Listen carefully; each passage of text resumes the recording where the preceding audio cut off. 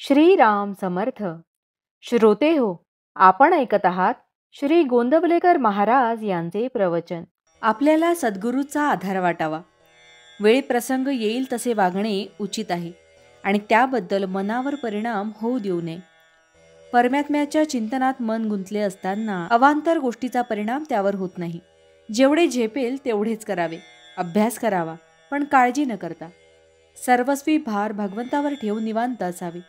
आपल्या मनाचे स्वास्थ्य बिघडू न देता आनंदात राहावे. वृत्ती आवरून आवरत नाही, ती परमात्म्याकडे लावली म्हणजे आवरते. राम इच्छेने सर्व चालते असे लक्षात ठेवावे. संकट आनंद दोन्ही भगवंताला सांगावीत. ज्या स्थितीत भगवंताने ठेवले त्या स्थितीत समाधान मानावे. अंतःकरणात सुप्त असलेले भगवंताचे प्रेम जागृत होण्यासाठी काही निमित्त लागते. तीर्थयात्रा आणि साधू संतांची भेट हेच ते निमित्त होय. श्री रामचंद्रही तीर्थयात्रेला जाऊन अनेक संतांची दर्शने घेऊन आले. संतांच्या अहंकाराला जिवंत राहताच येणार नाही, कारण परोपकार करायला लागणारा परच ठिकाणावर नाही, तर मग दुसऱ्याकरिता मी काही केले ही भावना व्हायला आधारच कुठे राहिला. विषयाच्या लालसेने सत्समागम करणे हा खरा सत्समागम नव्हे. संत कधीकधी आपल्याला विषय देतात हे खरे, पण एकंदरीत आपल्याला विषयाचा वीट आणण्याचा त्यांचा प्रयत्न असतो. संतांच्या घरी नुसते पडून राहिल्यानेही शुद्ध भाव ये. भगवंताच्या नामात संत संगती आहे, कारण नामाच्या मागे भगवंताचे अस्तित्व आहे.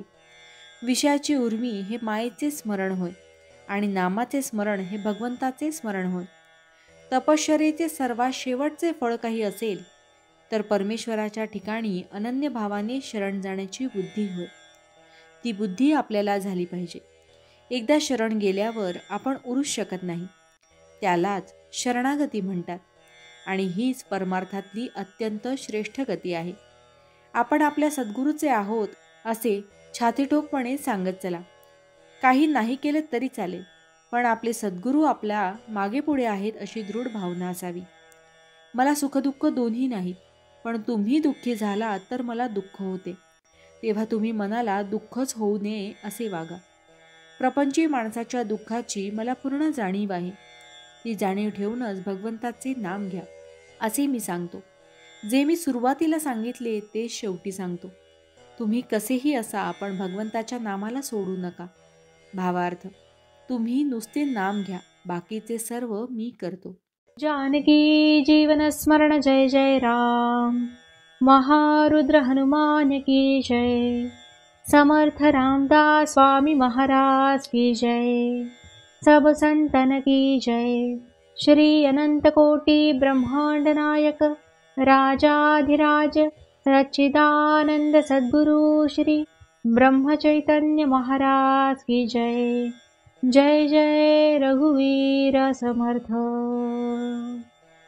आता आपण 13 वेळा नामस्मरण करूया. श्रीराम जय राम जय जय राम. श्रीराम जय राम जय जय राम. श्रीराम जय राम जय जय राम. श्रीराम जय राम जय जय राम. श्रीराम जय राम जय जय राम. श्रीराम जय राम जय जय राम. श्रीराम जय राम जय जय राम. श्रीराम जय राम जय जय राम. श्रीराम जय राम जय जय राम. श्रीराम जय राम जय जय राम. श्रीराम जय राम जय जय राम. श्रीराम जय राम जय जय राम. श्रीराम जय राम जय जय राम. जय श्रीराम.